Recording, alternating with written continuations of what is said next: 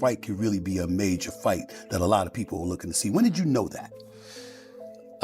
When the people start talking, and obviously everybody around try to make this fight. I say, look, needs to be big. This fight doesn't happen if you're never born, right? You made this fight happen. Why this fight? Not me, it is who behind me. I like Crawford, get right to it. Why? Because he's like the first time you went from regular TV, which you've been doing a long time, to 3D. He's different.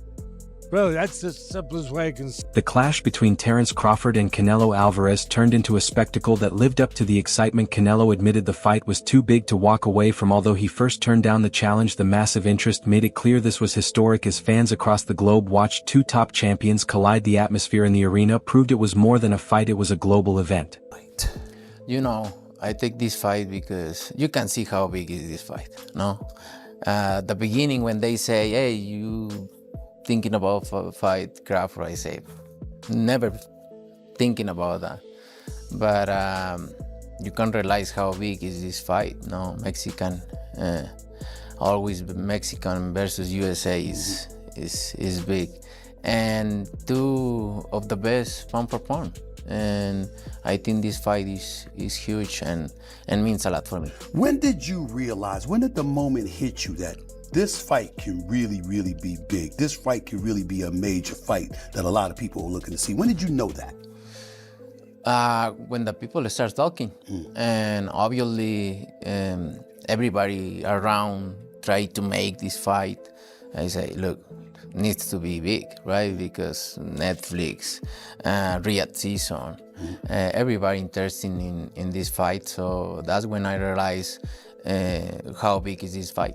Crawford felt like initially you needed some convincing because you thought it was a lose-lose proposition, whereas you're fighting the smaller guy, and if you won, you wouldn't really get any credit for it. Was that what you were thinking? Yeah, but if you think well, I've been in that position before. Saudi advisor and chairman Turki Al-Sheikh said after the fight that it was about more than boxing, it was about delivering a once-in-a-lifetime event. He stressed how meaningful it was for fans, especially since this could be Terence Crawford's final appearance on such a stage. For Turkey, hosting the fight for a global audience carried huge importance as it united two legends at their best while creating a historic moment in boxing that will be remembered for years to come.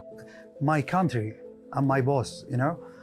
But really, if you look at as a business, this fight will not happen if we are not involved. As Gia, Riyadh season, Saudi Arabia, this is truth. Because even with what the relationship with Netflix, and we are very happy about it, still this fight costs more and more. Speaking of cost more and more, for everyone who watches it, everyone already has a Netflix account, so they're not paying anything extra for it. Yeah. You, however, are the guy who just paid hundreds of millions of dollars for a pay-per-view fight that you wanted to see. So people like to get their money's worth. What do you want to see from this fight? First, not what I want to see, what all the people around the world, and you are fans of boxing, want to see. It's taken too long, but thanks God, without the support behind me from my government, my leaders, the Crown Prince and the vision, and without the love of the fans, we will stop not complete. This is what pushed us.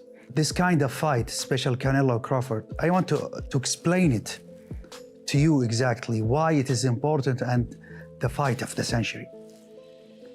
Canelo is the biggest name in boxing now, and Crawford undefeated and have the chance to be undisputed for the third time. Maybe this is the last fight for Crawford, and for Canelo, it's mean a lot for his fan in North America and South America and all the world. He doesn't want to get beating from guy getting up 2 or 3 weight. Renowned trainer and analyst Teddy Atlas, speaking with ESPN host Stephen A. Smith, praised Terence Crawford even before the historic fight began. Atlas said Crawford's sharpness and advanced skills were on another level. According to him, Crawford's adaptability, precision, and calm mindset set him apart from almost every other fighter today. When Crawford stepped into the ring, that view proved true. His smooth shifts between orthodox and southpaw, his quick reading of opponents, and his ability to adjust on the spot showed why experts believed in him. His composure against one of the sport's most decorated champions under the brightest lights proved his growth into a complete fighter for fans worldwide. The performance matched Atlas's words, a boxer reshaping the sport at the very top. Crawford's showing was more than throwing punches. It pushed the art of boxing forward and gave fans the sense they were watching a new chapter in the sport's history. I used Betamax, and then that was good. It was cool. VHS, VCR, all that stuff. I still got them, actually. And all of a sudden, digital came around. There you go. He's digital, really. And I'm not knocking Canelo for all the people out there that, want to pull their arrows now and start slinging shots at me. Hey, that's okay. That's fine. But I'm not knocking him. He's a good, solid guy. He's Good, tremendous. solid guy. He's 63-2, Teddy, and has never been knocked out. And this guy that's fighting him is moving up 63-2. Wait. What's his record? 63-2. By who's accounting? What do you mean by who's accounting? What are you trying to say? What am I trying to say? There's a couple fights there that you might be able to argue there. Just a little bit. Okay. Starting with Triple G. Just a little bit. A little bit, I mean, you're insulting him a little bit. Like in a movie with De Niro. I'm not insulting him. I'm pointing out the facts. But here's my point to you, Teddy. He's 63-2. Lara, how about the Lara fight? Hold on. You want to go back further? Okay. What about Madrimov with Crawford? I'm just saying. No. He beat Madrimov. He didn't look the way we want him to look. Okay. Because stepping up for the first time to that weight class, he didn't look the way that we wanted to say, oh, my God. Well, stay with me. Let me ask you this question. And Madrimov was not getting the credit for the kind of fighter that he was. But let me ask you a question, Teddy Atlas. He didn't look the way you wanted him to look, moving up from 147 to 154. Now he's going from 154 to 2 weight classes to 168 against a guy who's 11-0 at the 168-pound limit and is entering his 12th fight undefeated and has never been knocked out. Yeah, VHS digital. Did you worry about that jump when you went from VHS to digital? No, you just said we're at digital now, and it looks good. It looks really good, and you look great. No, you do. I appreciate it. Thank you so much. You look tremendous. Well, I'm just saying. Listen, I believe in Crawford too, and I believe that Crawford is one of the top 2 fighters on the planet. But he is moving up 2 weight classes, and when people look at him going up against Canelo, here's what they're saying. He's got to keep his distance. He's got to hit, stick, and move. He can't stay in front of... Canelo Alvarez, the 4-division world champion, entered the fight with his future already mapped out. He has said he plans to retire within the next 2 years, having achieved nearly every goal a fighter could dream of. From unifying titles to headlining massive stadium events, Canelo's legacy is already secure. Against Crawford, his performance reflected not only his enduring skill but also his determination to cement his place among the sport's legends. His focus was no longer on what he could win but on how he would be remembered once he finally hung up the gloves. You'll box. I don't know, maybe 2 more. 2 more years. Yeah. Is there anything else that you want to accomplish that you haven't yet accomplished? I already accomplished everything. So there's and I nothing did everything in boxing. Yeah.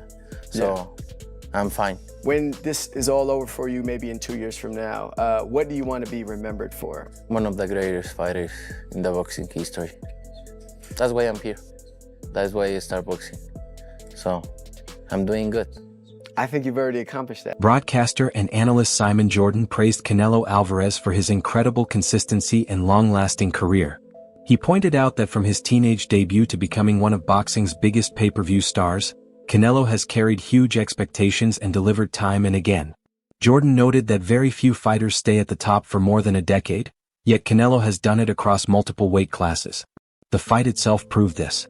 His ring IQ, calmness under pressure, and ability to take advantage of even the smallest openings showed why he is regarded as one of the greats of his era. Every adjustment he made reflected experience that few opponents could match. As new champions came onto the scene, Jordan's remarks underlined that Canelo's longevity is extraordinary. The fight reinforced his place not just as a champion but as a generational figure in boxing. We went even deeper on it. He did. Look, Canelo's achievements that speak for themselves. You see, he's been around a long, long time, 20 years as a pro, and he's beat some of the best fighters out there for sure. I think that Paulie there is referring to him avoiding Benavidez, the fight that everyone's wanted to see and wanted to make. He's been picking and choosing his own opponents, and yeah, he has had some easy options. And he gets an opportunity to go in against Terence Crawford, or Terence Crawford gets the opportunity to go against him. Look, whatever way you want to look at it, I think that you cannot deny how good Canelo has been. He has adapted, he's had to adjust. He now, he stalks forward, he hunts his prey, but he single shots to the body, single shots to the head, and that's why I think timing for Terence Crawford here could be Duke, me and Spencer have got Terence Crawford. How do you think this fight is won and lost? Yeah, I think this fight is won for Crawford by sticking to his boxing, which he does beautifully. From the outset, I thought Crawford would win this fight, simply because you're in our game. He's a great boxer, right? He switches from left to right effortlessly. He's a good stayer. He's got that spite that you need as a champion. What he's done has been done before, albeit, many, many moons ago with Sugar Ray Leonard, when he moved up and boxed Donnie Lalonde from welterweight to super middleweight, but he stopped off in between that and boxed Marvelous Marvin Hagler. So that's probably a harder route even still, but I feel that it's a stone difference. It's not really that much, not when you look at the bigger picture. A stone in weight is a lot of weight, of course it is. And sometimes you don't even want to give away a pound in weight, but the fact that he's putting on a stone of pure muscle. UFC President Dana White, speaking as both a promoter and a fan, called the event the biggest boxing match of modern times. With 65,000 tickets sold, the atmosphere was electric. White described it as a war, not just a fight, and the action inside the ring lived up to that. Every exchange brought huge cheers as the fighters delivered a battle that felt monumental from beginning to end. The scale of the event proved it was more than a title fight. It was a cultural moment. As the promoter of this event, is that it's a good fight. Over 65,000 people are coming in for this fight live. Who knows how many are going to tune in around the world on Netflix, but what I want is when it's over, everybody turns off the TV or walks out of the arena and goes, I'm so glad I came to this fight. That was a war. I mean, I could sit here for an hour and break down the fight, both ways for both guys. But what I truly believe is because Crawford's moving up in weight and this legacy thing is so important to him, he's going to come at Canelo. And you know how Canelo is a counterpuncher and hits hard, and I think it's going to be a war. Boxing commentator Showbiz the Adult reflected on the sparring clips between Canelo Alvarez and rising welterweight star Jiren Boots Ennis that appeared before the fight. Although only short snippets were made public, those sessions now carry historical weight after Canelo's performance under the bright lights. The sparring was more than routine practice. It was a test where Canelo measured himself against one of boxing's most explosive young fighters. Even in those brief moments, the footage showed the intensity and precision he brought into training camp. Ennis, seen as one of the sport's most dangerous prospects, gave Canelo the kind of challenge that sharpened him for the main event. After the fight, many fans and analysts revisited the clips, seeing them differently. They became part of the story of how Canelo prepared for one of the modern era's most important contests. Looking back, that sparring session now stands as a rare glimpse of greatness in boxing history. All right.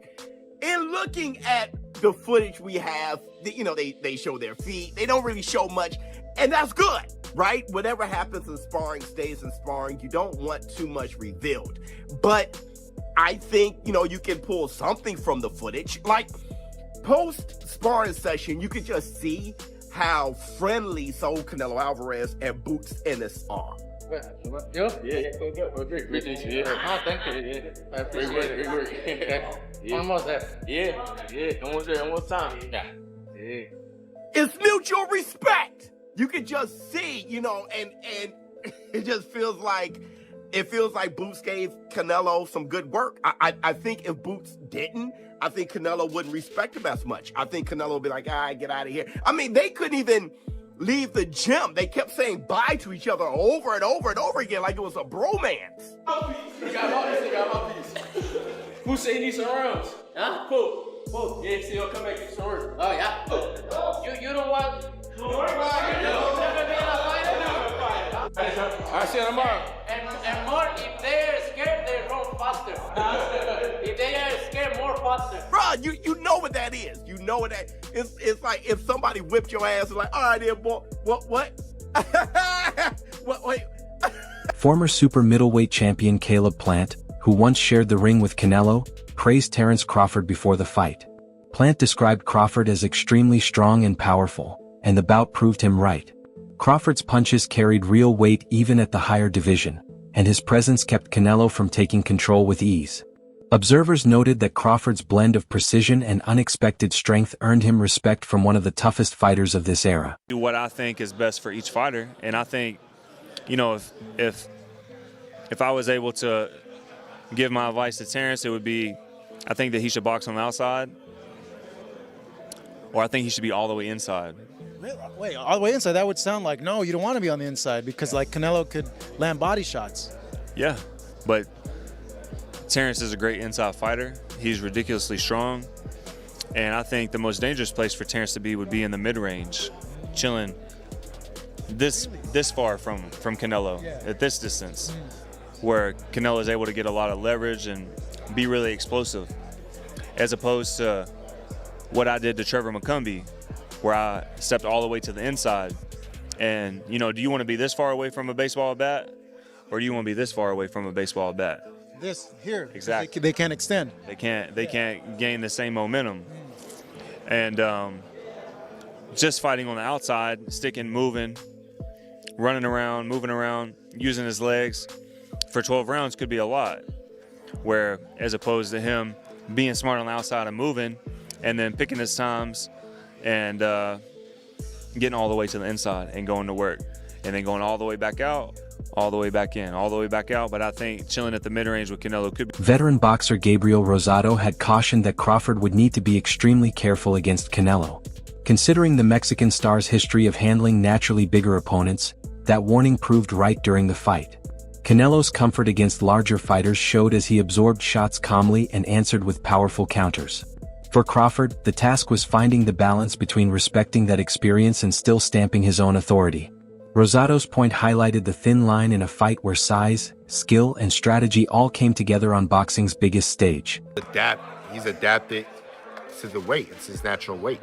You know what I'm saying? So, you know, Crawford got to be real careful in the middle rounds. And I've heard you say this before. Look, it doesn't matter if you're sparring with heavyweights in sparring. Yeah. If you're sparring with 68-pounders, 75-pounders in sparring. When you get clocked with them 10 ounces with no headgear on, it's a different game, a different story. Drop down on that for us for a second. What is so different about it? Is it just a jolt? Is it a shock? What's the difference? It's different just because it's just the pop. You know what I'm saying? You know, when you're sparring heavier guys, it really, it means something, but it's 16-ounce gloves and it's a headgear. So it's not the same effect. But, you know what I'm saying? And Crawford and Canelo being the same size right now and the same height, people go, oh, well, it's even. That's all for today's video. Stay tuned and I'll see you next time.